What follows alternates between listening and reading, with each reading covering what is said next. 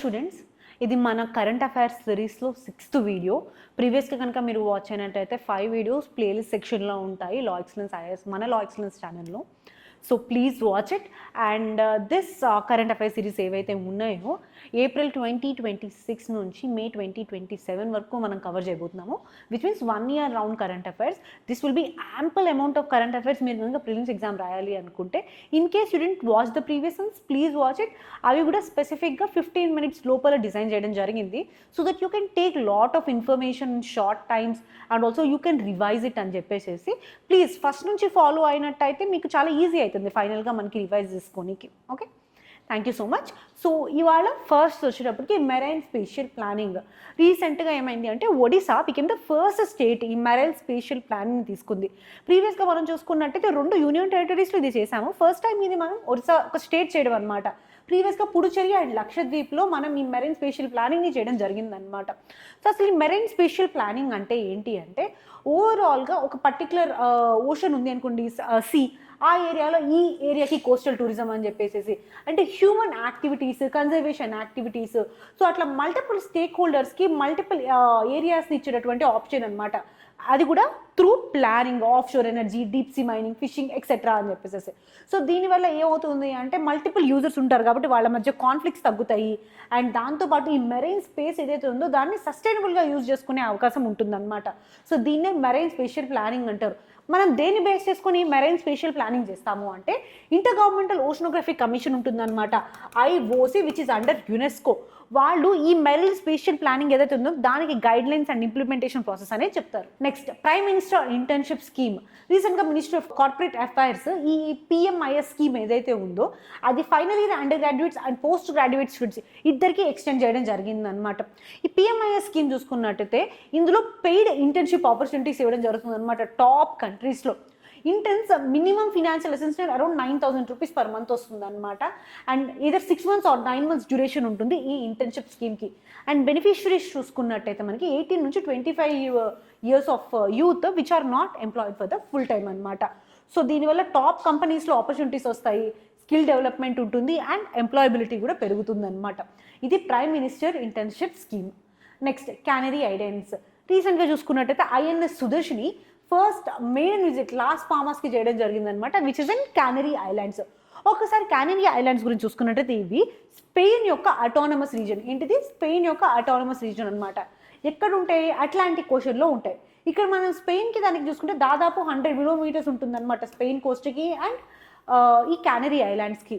ఈ canary islands యొక్క మనం కనుక ఈస్ట్ సైడ్కి చూసుకుంటే ఆఫ్రికా ఉంటుంది. సో ఒక్కసారి జోగ్రఫీగా చూసుకున్నట్టయితే ఇది వాల్కెనిక్ ఐలాండ్స్ అనమాట. హైయెస్ట్ పీక్ ఏంటి అంటే మౌంట్ టెయిడీ. ఏంటిది? మౌంట్ టెయిడీ అనేది ఈ క్యానరీ ఐలాండ్స్లో హైయెస్ట్ పీక్. అండ్ స్పెయిన్ కూడా హైయెస్ట్ పీక్గా చూసుకుంటుంది అనమాట దీన్ని. అండ్ స్పెయిన్ యొక్క అటానమస్ రీజన్, సో దాని యొక్క ఓన్ పార్లమెంట్ అండ్ దాంతోపాటు గవర్నమెంట్ ఉంటుంది. Tourism, trade and for everything this Canary Islands are most important in the region. Next, Artemis Accords. Jordan రీసెంట్గా 63rd నేషన్ అయిందనమాట ఈ ఆర్టమిస్ అకార్డ్స్ని సైన్ చేసి. సో బేసిక్గా ఈ ప్రిన్సిపల్స్ ఎవరు సెట్ చేశారు? నాసా, యునైటెడ్ స్టేట్స్ నాసా వాళ్ళు peaceful and cooperative space exploration కోసం మూన్, మార్స్, సెలెస్టియల్ బాడీస్లో ఎక్స్ప్లోర్ చేస్తూ ఉంటాం కదా. Peaceful, sustainable and cooperative exploration కోసం ఇది నాసా వాళ్ళు తీసుకురావడం జరిగిందనమాట. ఎప్పుడు లాంచ్ చేశారు? 2020లో లాంచ్ చేశారనమాట ఈ ప్రోగ్రామ్ని. అండ్ అవుటర్ స్పేస్ ట్రీటీలో ఉన్నటువంటి ప్రిన్సిపల్స్ ఏవైతే ఉంటాయో దాన్ని రీఇన్ఫోర్స్ చేస్తూ ఉంటుంది. సో ఫస్ట్ ఆఫ్ ఆల్ ఇప్పుడు ఎంతమంది సిగ్నేటరీస్ ఉన్నారో? 63 nations. ఇప్పుడు రీసెంట్ సిగ్నేటరీ ఏంటి? Jordan became the 63rd nation అనమాట. అండ్ ఇండియా కూడా one of the signatory. So ఒక్కసారి కీ ప్రిన్సిపల్స్ ఏంటి ఈ ఆర్టమిస్ అకార్డ్స్ చూసుకున్నట్టయితే, ఫస్ట్ వన్ పీస్ఫుల్ ఎక్స్ప్లోరేషన్. ఏదైతే అవుటర్ స్పేస్లో ఎక్స్ప్లోర్ చేస్తామంటే మూన్లో కానివ్వండి లేకపోతే మార్స్లో కానివ్వండి, ఈ ఎక్స్ప్లోరేషన్ పీస్ఫుల్గా జరగడము. అండ్ ఇంకోటి ట్రాన్స్పరెన్సీ. ఏదైతే ఎక్స్ప్లోరేషన్ చేస్తున్నామో ఆ స్పేస్ యాక్టివిటీస్ చేస్తున్నామో అది ట్రాన్స్పరెంట్గా అన్ని నేషన్స్కి తెలియజేయడము. అండ్ దాంతోపాటు సస్టైనబిలిటీ. ఏవైతే యాక్టివిటీస్ ఎక్స్ప్లోరేషన్ కండక్ట్ చేస్తున్నారో అవి సేఫ్ అండ్ సస్టైనబుల్గా ఉండాలి. అండ్ ఇంటర్ఆపరబిలిటీగా ఉండాలన్నమాట. అంటే ఒక కంట్రీ ఇంకో కంట్రీకి మధ్య ఇన్ఫర్మేషన్ షేరింగ్ ఉండాలి. ఎమర్జెన్సీ టైంలో అసిస్టెన్స్ ఇవ్వగలగాలి and sharing benefits and most important no claim of sovereignty. అంటే ఏ కంట్రీ కూడా దాని యొక్క రైట్గా, అంటే ఫర్ ఎగ్జాంపుల్ మూన్ మీద ఒక పర్టికులర్ ఏరియాని దాని యొక్క రైట్గా క్లెయిమ్ చేసుకోవడానికి లేదు. దాన్ని నో క్లెయిమ్ ఆఫ్ సావరెనిటీ అంటారు అనమాట. ఇది ఆర్టమిస్ అకార్డ్స్ యొక్క ప్రిన్సిపల్స్. నెక్స్ట్ చూసుకున్నట్టయితే బెన్ మెన్షే కమ్యూనిటీ. రీసెంట్గా మనం చూసుకుంటే ఒక 240 మెంబర్స్ ఈ నీ మ్యాషే కమ్యూనిటీ ఏదైతే ఉందో మణిపూర్ అండ్ మిజోరాంలో ఉంటారనమాట. ఈ కమ్యూనిటీ పీపుల్ వీళ్ళు ఇజ్రాయలీ గవర్నమెంట్ ద్వారా టెల్ అవీవ్కి రీలొకేట్ చేయడం జరిగింది. సో ఒకసారి ఈ కమ్యూనిటీ గురించి చూసుకున్నట్టయితే మనకి వీళ్ళు జూవిష్ ఐడెంటిఫైయింగ్ కమ్యూనిటీ, స్పెసిఫిక్ గా మణిపూర్ అండ్ మిజోరాంలో ఉంటారనమాట. వీళ్ళ యొక్క యాన్సెస్ట్రీ చూసుకున్నట్టయితే మీజో అండ్ కుకీ ట్రైబ్స్ కి దే బిలాంగ్. కాకపోతే ఇజ్రాయిల్లో 10 లాస్ట్ ట్రైబ్స్ ఉంటారు కదా, ఆ ట్రైబ్స్ నుంచి వీళ్ళ యొక్క డిసెంట్ ని క్లెయిమ్ చేస్తారనమాట. బెన్ మ్యాషే అసలు మీనింగ్ ఏంటి అంటే మానిష్ యొక్క చిల్డ్రన్ అని చెప్పేసి, జోసెఫ్ యొక్క ఫస్ట్ సన్ మానిష్, వాళ్ళ యొక్క చిల్డ్రన్ వీళ్ళంతా అని చెప్పేసి అనమాట. ఇది హిస్టారికల్ గా చూసుకున్నట్టయితే ఈ ట్రైబ్ 722 BCలో సిరియన్ కాంకరెన్స్ ఉంటారు కదా, సిరియన్ కాంకరెన్స్ వాళ్ళ ద్వారా ఎక్సైజ్ చేయబడినటువంటి ట్రైబ్. సో దానికోసం అని చెప్పేసి ఇజ్రాయలీ గవర్నమెంట్ ఈ ట్రైబ్ ని మళ్ళీ టెల్ అవీవ్కి రీలొకేట్ చేసుకోవడం జరిగింది. సో ఇది నెక్స్ట్ వచ్చేటప్పటికి మనకి షెకాజీల్ బర్డ్ శాంచురీ. ఇండియా యొక్క 99th రామ్సర్ సైట్ ఏంటి, షెకాజీల్ బర్డ్ శాంచురీ. ఇది ఎక్కడుంది, అలీగఢ్, ఉత్తరప్రదేశ్ ఉన్నటువంటి అలీగఢ్లో మనం ఈ షెకాజీల్ బర్డ్ శాంచురీ చూడొచ్చు అనమాట. అండర్ రామ్సర్ లిస్ట్ ఏంటిది, రామ్సర్ కన్వెన్షన్ కింద చూసుకున్నట్టయితే list of wetlands of international ఇంపార్టెన్స్లో ఉన్నటువంటి సైట్ అనమాట ఇది. సో ఇది ఒక ఫ్రెష్ వాటర్ సైట్, స్పెసిఫిక్గా అప్పర్ గ్యాంజెస్లో మనం గమనించవచ్చు. లొకేషన్ వచ్చేప్పటికి అలీగఢ్, ఉత్తరప్రదేశ్.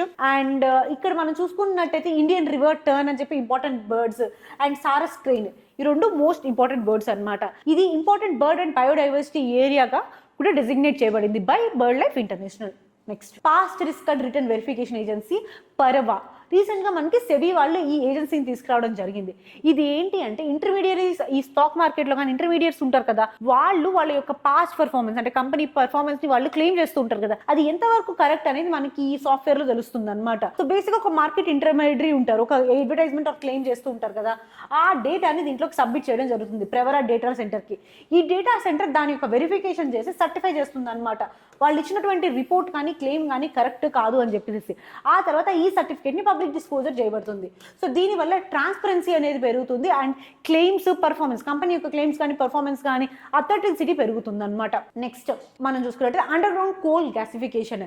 ఇండియా రీసెంట్గా underground coal gasification enabled coal మైన్స్ని ఫస్ట్ టైం 4 కమర్షియల్ బ్లాక్స్ని ఇంట్రడ్యూస్ చేసింది. So underground coal gasification ఏంటి అంటే ఇది ఒక ఇన్సైట్ ప్రాసెస్ అనమాట. అంటే పర్టికులర్లీ ఆ సైట్లోనే చేస్తారు. సో ఎక్కడైతే కోల్ ఉంటుందో దాన్ని గ్యాస్ లాగా కన్వర్ట్ చేస్తారనమాట గ్రౌండ్ లో ఉండగానే. సో దట్ ట్రెడిషనల్ గా ఏం చేయాలి, ఒకవేళ కోల్ ఇక్కడ ఉంది అనుకోండి, దాన్ని ఫిజికల్ గా మైన్ చేసి బయటకు తీసుకురావాల్సి ఉంటుంది. ఈ కోల్ గ్యాసిఫికేషన్ లో కోల్ ఉన్న ప్లేస్ లోనే దాన్ని గ్యాస్ కింద కన్వర్ట్ చేస్తారనమాట.